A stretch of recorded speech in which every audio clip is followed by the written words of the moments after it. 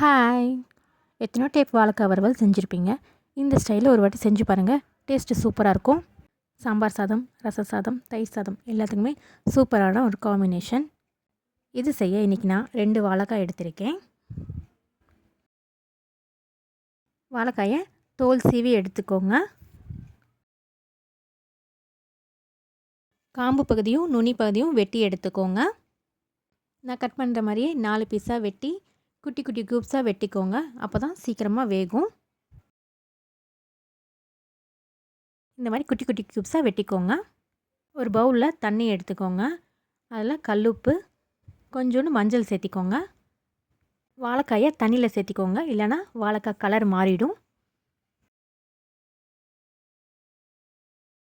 எல்லாத்தையும் கட் பண்ணி தண்ணியில் போட்டாச்சு. இப்போ இதை நம்ம வேக வச்சிடலாம். வேக வைக்கும்போது ஒரு ஸ்பூன் எண்ணெய் ஊற்றிக்கோங்க. அப்போ தான் ஒன்றோட ஒன்று ஒட்டாமல் இருக்கும். இப்போ சூப்பராக வெந்துருச்சு.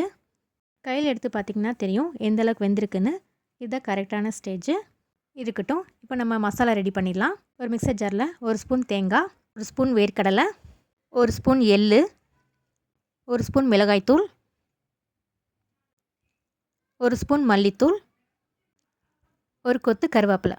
இது எல்லாத்தையும் தண்ணி ஊற்றாமல் பவுடராக அரைச்சிக்கலாம். பேன் வச்சுக்கோங்க. கொஞ்சம் எண்ணெய் சேர்த்தி ஊற்றிக்கோங்க.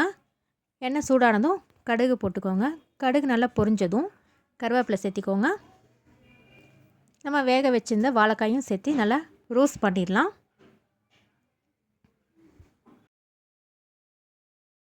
பத்து நிமிஷம் அப்படியே வதக்கிட்டே இருந்தீங்கன்னா லைட்டாக ரோஸ்ட் ஆகிடும்.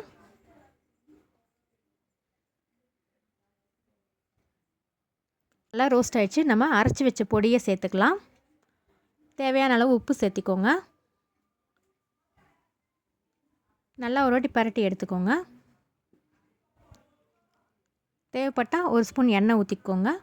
நல்லா ரோஸ்ட்டாக இருக்கும், சாப்பிட நல்லாயிருக்கும். அவ்வளோதான், நம்மளோட வாழைக்காய் வறுவல் சூப்பராக ரெடி ஆகிடுச்சு. இதே மாதிரி நீங்களும் உங்கள் வீட்டில் ட்ரை பண்ணி பார்த்துட்டு எப்படி இருந்துச்சுன்னு கமெண்ட்டில் சொல்லுங்கள். தேங்க்யூ.